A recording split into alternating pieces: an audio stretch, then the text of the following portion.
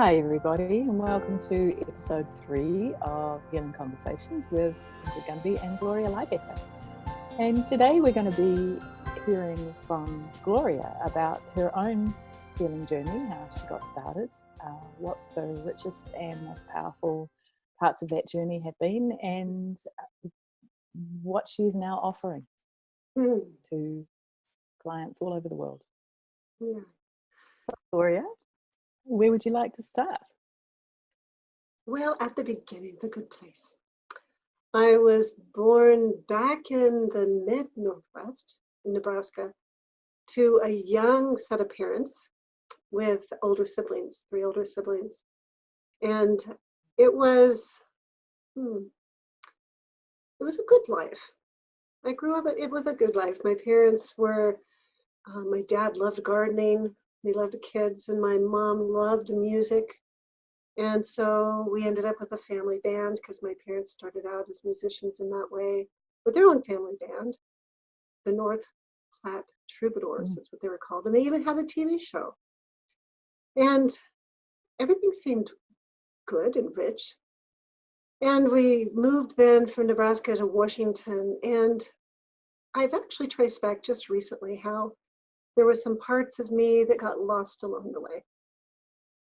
So I've identified that even though I do remember that I had a good childhood and I had good parents and I know they loved me, and it's all true, I also know that there were some lagging spots, that there were some gaps in my needs being met for development and for growth.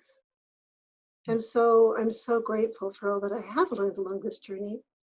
And it's interesting that it's my own children that actually are my teachers, as all children can be. It helped me to remember who I am, and to, as I change my own neurochemistry and my own sense of self and develop my own secure attachment to pay that forward, I can also pay it back to my ancestors to extend grace both directions. So there were some trauma bubbles that happened in my life, quite a few different ones. And the thing I love learning is that even though I did experience trauma in my past, is I can live from my center today. And my past can inform me as I continue forward. So I'm really passionate about providing a safe container where no matter what happened in our lives, there's a place that we can talk about it and we can be met there. Because, gosh, that's what life is all about for me. And to create resources such as this that you and I are, that people can come and they can go, oh, dang, I recognize myself. And they're talking about that? That's all right? It's like, yeah, when you start to speak, it actually unsettles something inside. And you learn how to live from your heart and your soul. So, yeah, that's a really big piece of my journey. So tell us about how you got started on your healing journey. I had children. No, Yes. it is the truth. I had children. I was a young mother, a very young mother. And so I had children. I have 5 children. And actually I have 6 children and I have 5 living children. And the span of their ages are 23 years. So it's like, oh my goodness, that's quite a few years. My oldest is the same age my mother was when she had me. So he always jokes that, his little brother could be his son. Yeah. And that's a lot of change and development in your own life between when you had your oldest and when your youngest was born. True. It is very true. I know on my healing journey, I was doing my best to grow up, and I know I was a child with children. And yet love did lead my way, and I've always loved children. And so they did survive me. In fact, they actually thrive, and they do not seem to have long-lasting harm in their life, though we all have our own little pockets of things to mend. What really, well, a couple different things really brought me around is I recognized that I was running a pattern in the relationships that I was attracting romantically. And I was like, what is happening? I moved. I thought that was over. I moved so that wouldn't happen. And then it would happen again. And why is this happening? I already moved. And so it was still in my young adulthood that I was puzzling this through. Why me? It's like, and so as I actually did find some good support, I was able to start the journey of trusting it could be safe to talk to another human, because my life had taught me that humans were not safe people, or people weren't safe. And I preferred horses because as a young adolescent, when I had trauma happen, my horse still loved me. And she kept my confidences, and the family dog and the cats. And so I always trusted nature. So when I got older and my children had trouble, then I started looking for more resources. I started looking for places I could trust. And that's what opened the path for me to become a counselor. And through having a person I still love and admire and treasure today that could see me and meet me where I was, I knew it was possible to actually hold that space for others. And so that really made a big difference for me.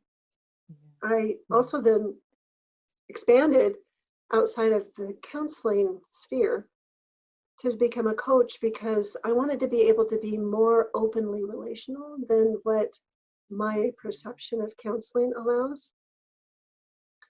Because there's Say a little more about that. Well, in my experience Yeah, say a little there, more about that. It's important. yeah, there's a lot more rules and regulations. Not that rules and regulations can't be protective. And yet I wanted to be able to be warm and relational when I saw someone on the street. Whereas, at least in the States, if you see a client, unless they approach you, you can't approach them, which makes sense. And so I did take a coaching course. And my youngest son, he presented differently than my oldest, although each is uniquely different. He had some developmental trauma that happened for him. And so it took me on the path to sort out what it was, because I didn't know it was developmental trauma. And through that path, that's where I found my way to nonviolent communication. I started studying interpersonal neurobiology, first with Daniel Siegel, and then with Bonnie Padnock, and then it's just expanded from there. And I've become passionate about it because as I was beginning to actually develop an understanding for how complex and beautifully we are created, everything started to make sense, not just about my children, but about myself.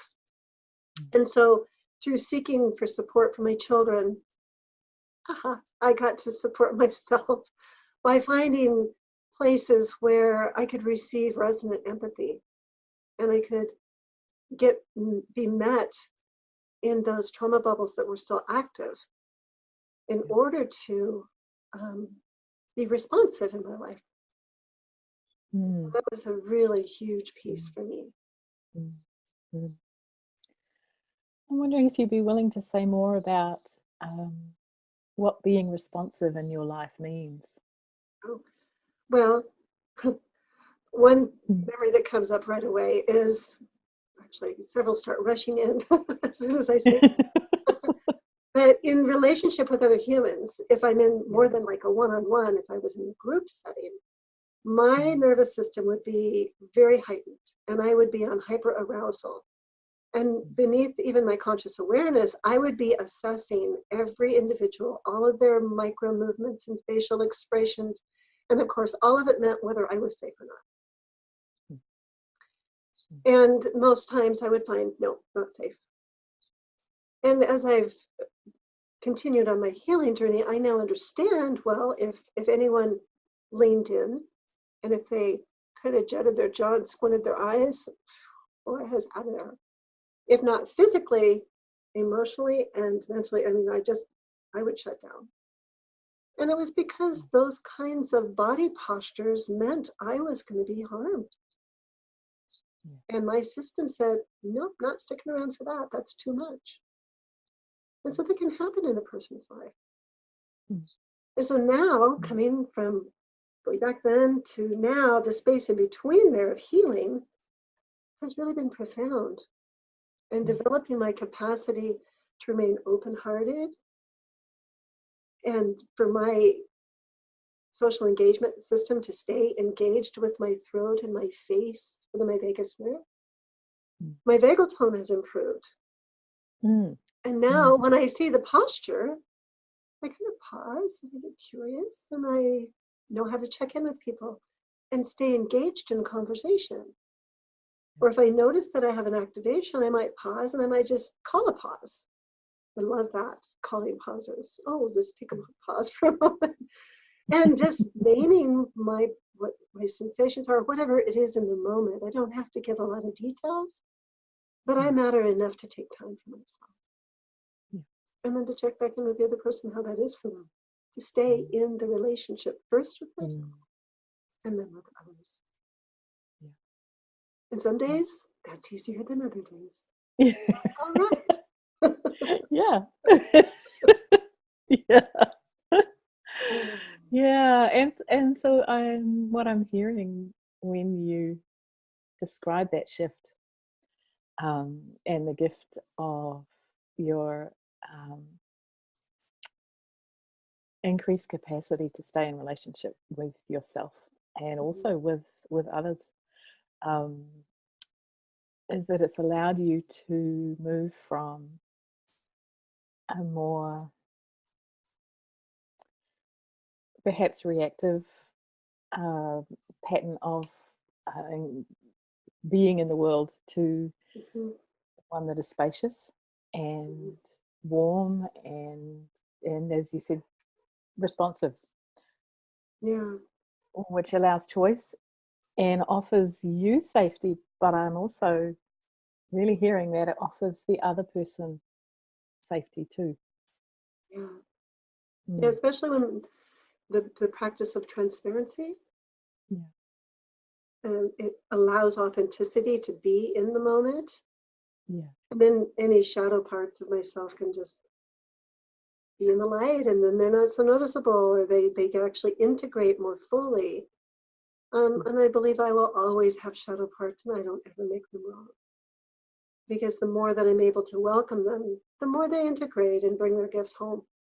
And I don't want to I love, once upon a time, this is kind of an aside, but the same thing, I became very passionate to do music like my parents had done music, and do it soulful music that was so meaningful to me. And so for 10 years, I had my own band.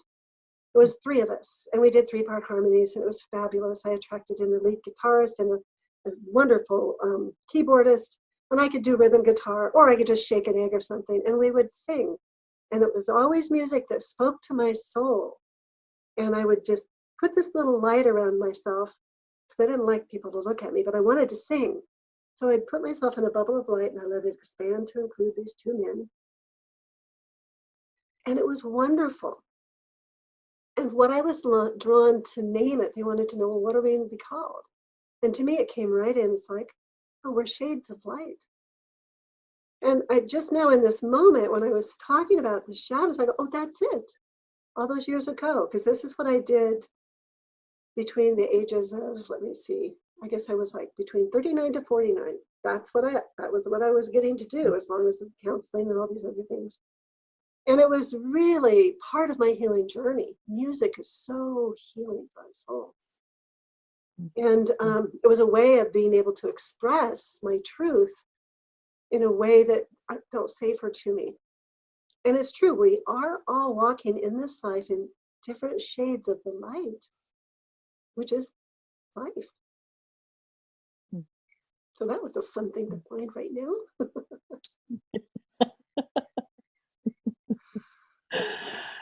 Yeah, I have very fond memories of singing with you when we Yes, I first met. remember that. Yes, that was a fun time, wasn't it? With other ladies of the light. It was. And the horses, of course. Yeah. Yes. And the horses, of course. Yeah. So say more about the horses and where they have where they fitted into your healing journey and the Mm, work that you do now as an adult. Um, yeah. mm, Well, yes, my first love, her name is Beauty. And she still does accompany me, which is a beautiful thing to experience. Horses needed to come back into my life. And it wasn't mm, until later in my life, must have been when I was 40, 41, something like that. My daughters were having difficulties in their life, and they were only in their adolescence. And I knew how much my horse had supported me. And so I asked my husband if he would support me to find a place where we could have horses. And our veterinarian had a couple of horses that she would let our daughters get to use to see if they fit, because they didn't have anybody they were attached to, and they mm, were older horses. And so he did. We found some land that was local, and we could put the horses up there. And it brought the horses back into my life. And mm, then that's kind of what opened the door to me actually coaching with horses, was because I was coaching my daughters on how to actually begin to engage in a relationship with horses and what does that look like and how that is for them. And I could witness my daughters opening up in new ways because they needed to have trust reestablished in their life and their relationships because of traumas that they'd experienced. And so that opened that doorway. And then the horses always kept calling to me. I ended up looking then for my own horse. And then I've had an ongoing journey of finding a horse and then being able to maintain a relationship, or maybe a couple of the different horses that I loved. They were older horses and they passed on. And the horse that I have right now, I have several horses right now, but the first horse that I ended up, she was gifted to me for my 50th birthday. And because I was going through so much confusion and soul searching and searching on the internet and searching everywhere I could to find how could I develop a different relationship to support my youngest son, which is the mm, time I found nonviolent communication. And this big, tall, beautiful thoroughbred, she stands at 17 2 hands, big bay. She was going to go to slaughter, and this rescue I'd gone to had said, well, this sounds like she might be a perfect horse for you because you're a really tall woman, because mm, I'm nearly 6 foot tall. And so I said, yes, let's get her. And then my dear friend went ahead and gifted her to me. And so she wanted nothing to do with me. So then I'm like, what do I do with that? So I started experimenting with how can I win this horse over? How can I be in relationship with her? And I could sit on the pasture and I'd watch her and I'd notice what grass she liked to eat. And it was good just to be in her presence, just to be there with her and to see her magnificence. And it took time. It was taking time for the relationship instead of having her just serve a purpose for me. The purpose was there was a relationship that I could grow trust again, and where she could start to notice me and I could matter in a different way. Yeah. And so that was a real healing thing. And then as she began to welcome me instead of tolerate me. And then Rylan learned how to ride her as well, and we got to continue our adventure. It was also then as Rylan grew and developed, and he was able to not need me to be as present as he had, my heart was yearning to get to go, and because my mentor had encouraged me to go out there and explore this therapy with horses. And so I really, really liked the way Kathy Pike would talk about her mind-body method, because it was so similar to the process that I do, that you and I refer to as the Healing You method. And so I thought, oh, she can do that with horses. That would be cool. So that's how I ended up meeting her back in 2015, maybe. And through that journey, then I went and was doing the advanced as I was being an assistant for her. And I got to meet you. And there's like a connection spark there that is still sparking. Yeah. And it was so lovely to meet other people that loved horses as much as me. In a way, and there's others too. And yet what I really love that you and I have developed is really honoring the horse and developing a way of communicating with them. That's, like how do you communicate nonviolently with another animal that's of a different species? Yeah. Yeah. And being able to explore that together and support one another's learning and growth around that. Mm. And then being able to witness what that's like for our clients and our groups that we do. Yeah. Yeah. Yeah. And then the I more really that I love learned that about we. you, I was just going to say, the more I learn about you, the more I realize there's so many synchronicities in our lives. Yeah, that's right. That was really so clear when we did the first of these conversations, and I talked about how I got started, and we're like, there you go. Exactly. And I,